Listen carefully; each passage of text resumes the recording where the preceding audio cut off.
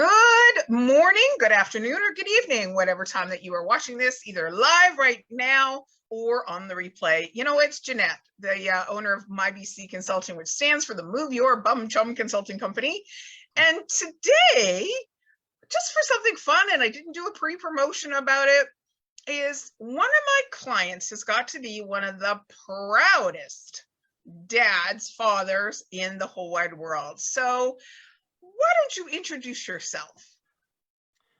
I am the proud father of two beautiful girls, 11 and 12 years old. Kevin, owner and president of Ethical Flooring in North Vancouver. So you have been a client of mine. I am your brand ambassador, kind of online since I think we started doing some fun little videos for you, fast facts and features. It was about last March or April. And we were talking about me being your brand ambassador in reality, going out to do events and things like that, because you are very much use your weekends with their kids, which, woohoo, that's awesome. You're able to balance that. So Kevin, my role as a brand ambassador, what do you think it is? Or what do I do for you? Well, it's awesome things like this. You know, I'm not technologically inclined, though I can get by to promote and do my business, but you know, to have somebody having these regular meetings that's putting out content that's getting us to, you know, in our brand Ethical Flooring out into the digital world. You know, when I started Ethical Flooring 10 years ago, or my wife and I did, we you know, I read a lot of entrepreneurial books, and because it was all very new to me. And you know, one of the biggest takeaways I took was that they said, you know, a great entrepreneur isn't great at everything. They recognize what they're good at, and they hire people smarter and better than themselves at the areas that they're not so good at. So digital promotion, digital and even real world promotion, these are just not within my wheelhouse. So yeah, and it's, you know, you find awesome people to partner with, and here we are. So tell me three things, and all my people that are out there watching this on the replay or the live, what are three things that make Ethical Flooring special and unique in the flooring business? Yeah, wow, that's a good question.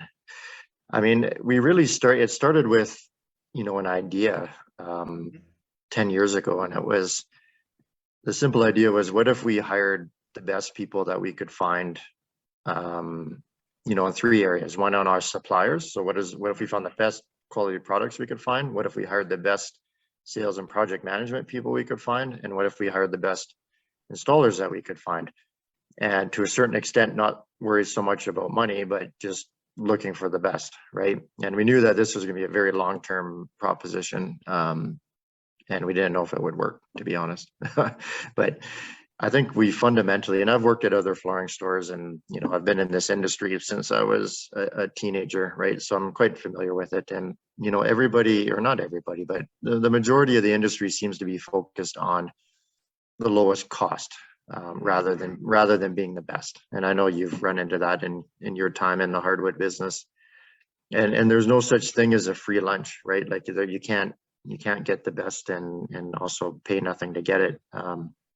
So we had to choose what direction we wanted to go with the company. And you know, I'd already been in the flooring business for quite some time when we started Ethical, and Tanya and I were both had enough experience to say, you know what, we just want to do things well, and we just want to work with quality product and quality people. So, and that's what we built. So maybe 1.1 is just from the very beginning, we, you know, we weren't chasing the lowest common denominator. And even when we were nobody and had nothing, we still said, you know what, we're going to do things properly, and all the awesome consequences that come along with it. So yeah, definitely a different ethos and a different kind of idea of what the flooring industry can be. That's definitely one of the big, let's say the number one thing that we focus on, or that makes us different.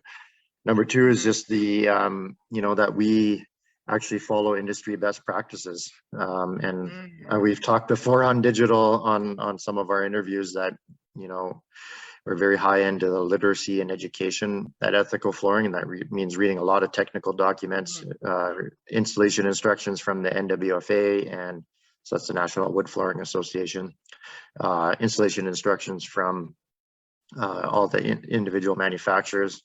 And we take that very seriously. And partly it's because we want to actually provide our client with a warranty at the end of the installation, right? And, you know, I haven't put a rough number on this, but, you know, Jeanette, over the years, I've come to recognize that I would say the majority, and perhaps even the vast majority of installations being done in the flooring industry, they're actually not being done to, you know, the industry standards, and they're not being done even to a warranty standard.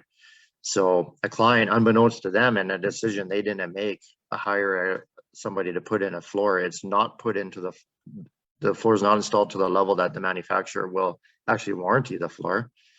And of course they don't know until it comes time to, there's an issue, and now the manufacturer shows up to their issue and says, no, sorry, it wasn't installed properly, and that's it, right? No warranty coverage. So, you know, as sad as it is to say that we install floors to a warrantable standard, and I guess that makes us unique, which is kind of a sad state of affairs in our industry, but it's just the way, it's just the way that it is, I suppose. And then maybe number three, you know, like I said, I've worked at other flooring stores. What makes us different is just the team.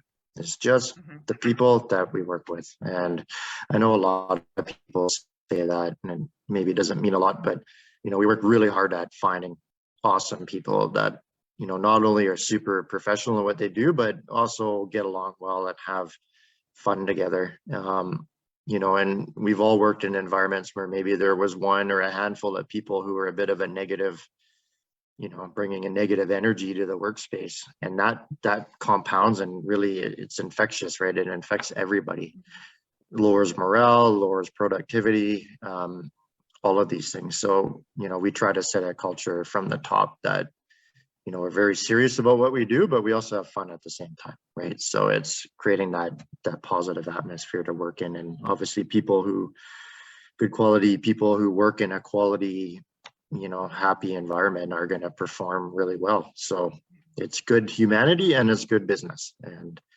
a lot of businesses don't understand that. They just try and grind their people down to work for as cheaply as possible, or, you know, under not very nice circumstances. And that never made sense to me. I mean, just one, as a person, I wouldn't do that, but it's also not good business sense. Absolutely. Now, because this is a roundabout way about celebrating the dads and the fathers out there, so what are some of the things you like to do with your girls and as a family? Yeah, wow. So we have two daughters, 11 and 12. The 12-year-old is almost 13, so we almost have a teenager in the house. And they're so very different in terms of temperament, which is probably very common. So the older one is very artistic, into acting, drawing, music, all of the things that I couldn't touch with a 10-foot pole. So it's she likes to read and I like to read, so we're very much on par with that. But some of the other artistic things are, you know, we're very, very different. And then my younger one, she's a lot more like I was at that age, I suppose, and really into sports. Like, so basketball is our life right now. She plays competitive basketball. It's tournament season. So we are, even this weekend, we're playing basketball, or my daughter is. So yeah, it's very much focused. You know, we like going camping together. We like just doing summer holidays, nothing crazy, but we spend a lot of time as a family. You know, we eat dinner together every night. That's one of our rules. And, you know, we've been very blessed by that. And, you know, at this point, it's not so much what the parents' aspirations are. It's, you know, we're supporting the kids, we're supporting our girls and growing up and to be young women and, you know, well-rounded and into, you know, finding what their interests are. And I do know, because I've been friends, colleagues in this industry together for a long time, that I've watched your two daughters. Actually, they both have, or is it first degree, second degree, third degree black belts What's he? First degree black belts. Yeah. Yeah, so don't mess with his daughters. Don't worry No. about Kevin kicking your butt if you're going to come after his daughters. His daughters are well set up to look after themselves. Yeah, just don't. They're two very lovely girls. And I just want to also give you a shout out, Kevin, you and Tanya and your whole family, your daughters, that we now are we are giving back to our community in a new way. And you and your family have joined myself and the Clays at Night Shift Street Ministries, where you come and we're making sandwiches and soup and serving our street friends. So that's something that you do as a family as well, that you understand that it's business, it's community, it's family, and that fine balance that makes, I'm going to say, a man in business. That so many men out there are like, nope, business, business, business. And it's quite a joy for me to watch you and your family out in service. And it's a joy to see your daughters serving. Wow, it is for me as well too. Like such a blessing to join your and Candace's team. You know, that's not something we would have done or even known about, right? So you brought it to our attention, and you know, as a father, to, you know, for me it's growth, personal growth, but to watch my girls who you know, to be out in service and to be, you know, they're learning at the same time. They're learning what compassion is. They're learning that they have it very well off compared to many other people. But they're also learning that what we've been given is, you know, our job is to give back and to give out as well too. So, you know, I didn't grow up in that type of environment. There was no volunteering or service.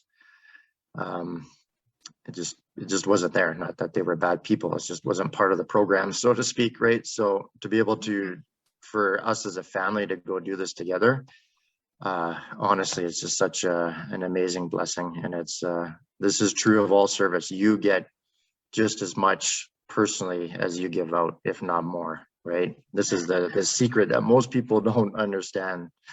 You know, right? They're like, oh, I got to outlay this. I got to give my time. Maybe I got to give some of my money. I'm really tired. I just want to go home. But it's like you gain back, and our family gains back so much more than even the people that we're serving gain. So Absolutely. anybody's listening on the fence about serving, it's fantastic. You'll be very much blessed by it. Thank you, Kevin, for joining me today of Ethical Flooring to celebrate Happy Father's Day. Lately, some people have been saying to me, hey, Jeanette, what are you going to do for Father's Day? My dad passed away about 5 years ago now. And I often say I'm going to ask the father to say a Happy Father's Day to my father up there. Excellent. And I know he's going to have a good Father's Day. Whenever you can hang out with the father, you're going to have a good Father's Day.